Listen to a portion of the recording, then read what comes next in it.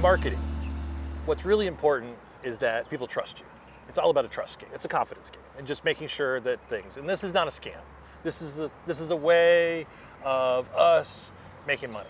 So, brah, what I want you to know is that there are a lot of people who are really excited about this. Okay, brah? Like who? Like Gary Vee. He's like excited about this. You know, that 5 seconds of summer, or whatever. We did that thing, and he texted back and forth, and I'm on his text list. I don't know if you were on his text list, but I'm on his text list. Like literally anyone can sign up to be on that list. Well, that's not important. That's not important. Bro, I have like 40 companies, okay? We got like companies that are involved in marketing, investments, cryptocurrency, new tech, stocks, biopharma. How did you get these companies?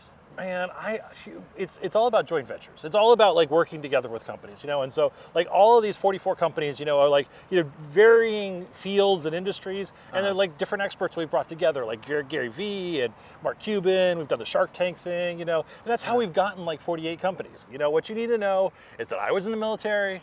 Now I'm not in the military. Now I got 30 of these. I got 50 companies. 50 companies? 50 companies, man. We're marketing here, man. And so that each one has like unique angles and different aspects, but this one's going to be bigger than all of them. You need to learn that I am the one, because I have the experience. I have the car. Yeah. I have the companies. I got a helipad. You have a helipad? Yes. Where? At my house. On my yacht. What do you need to prove that I have? Helipad? Yeah, a helipad. It's like it's where you land a helicopter type thing. What's valet? They just want to valet the car. It's okay. I don't think that's what this is. No, it'd be fine. Don't worry about it. Hold on, bro. I'm making a deal. Bro. What's important here is that that's definitely not being repossessed. All right, so today we're going to talk about how to spot a fake guru. Now, if you spent more than 30 seconds on the internet, you've probably seen some of these people, right? They're up here bragging about all the awesome things they're doing. They're posting flashy pictures of exotic cars.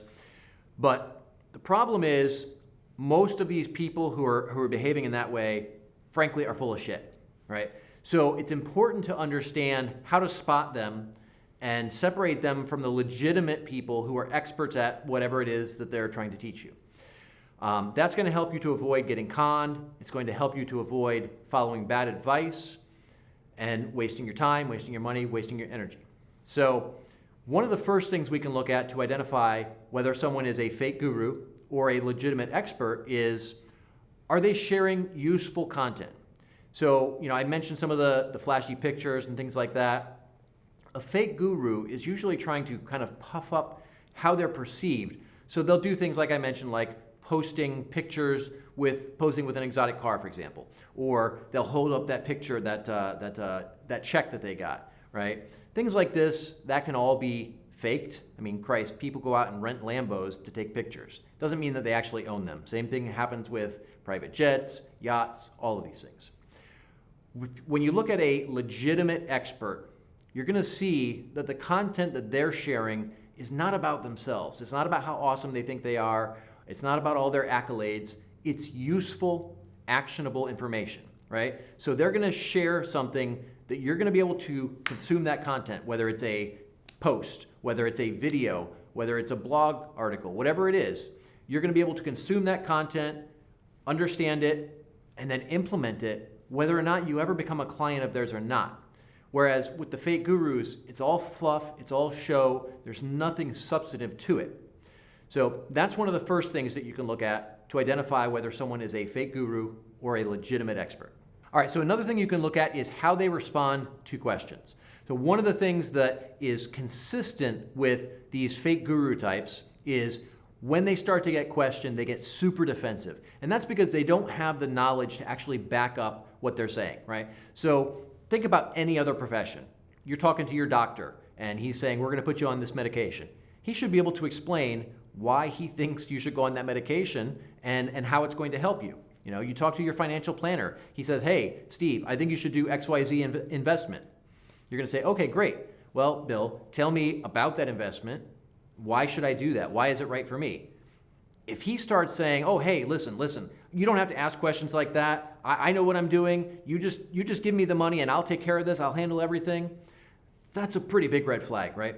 A legitimate expert is going to be able to not only be able to, but also be willing to have a conversation about why they feel the way they do, why they're giving you advice on a particular topic, why you should do X, Y, Z.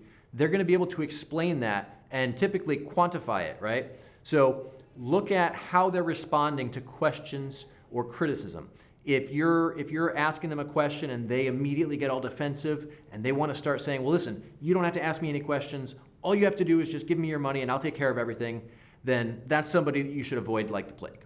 So another thing you can look for is the type of claims that they're making, right? A real expert is going to make claims that they can back up in some way, right? If they're telling you that they work with Facebook, there's probably going to be pictures of them at Facebook's headquarters. You know, if they're up there teaching a class to Facebook employees, there should be some pictures of that, right? They can't necessarily say what they taught them because of the NDAs that typically go with large clients like that. But there's going to be some kind of evidence. If they're making wild claims like, hey, my agency handles all the digital marketing for Nike, and they don't have the manpower to support that, there's no evidence of them in any way, that's probably bullshit. Anybody who's doing legitimate work, there's going to be signs and evidence of that, right? If they've claimed that they're working for a particular client, they should be connected with some of those people at that company, right? So let's say, for example, they claim that they're handling the marketing for American Express. There's a good likelihood that they should be connected to several key executives at American Express. So go check out their LinkedIn profile, look at their connections. Are they connected with people in that company? If not, that's probably a pretty good sign that they're not working with them in some way, right? You can look at reviews and testimonials. If those don't exist, that should definitely give you something to consider that maybe this person is a fake guru. They're not actually who they claim to be. So another thing that you can look at is how they're treating the relationships in their network, right? If they're latching on to prominent people, somebody with a large audience, somebody with a lot of authority in an industry, and all they're doing is latching onto these people and kind of leveraging those relationships that that person has and then moving on, kind of like a locust in a sleazy kind of way, right? That's a pretty good sign that they aren't actually legitimate, because legitimate people care about the relationships in their network, and not only do they build those relationships to benefit from, but they also then nurture those relationships, contribute value back to those people. And it's this back and forth thing where value is constantly being exchanged. Whereas with the fake gurus, they're burning bridges left and right. So they have to keep going out and latching on to these other prominent people so that they can keep duping new people. So look at how they're handling the relationships. If they're burning through them left and right, it's a pretty good sign that they're just kind of a fraud. Something else you can look at is their track record. When I say their track record, I mean the track record that they're giving you. What are they telling you about how successful they've been, about their wins and their losses? If they're telling you that it's just they're bouncing from win to win to win to win, that's bullshit. Nobody goes through life winning at everything.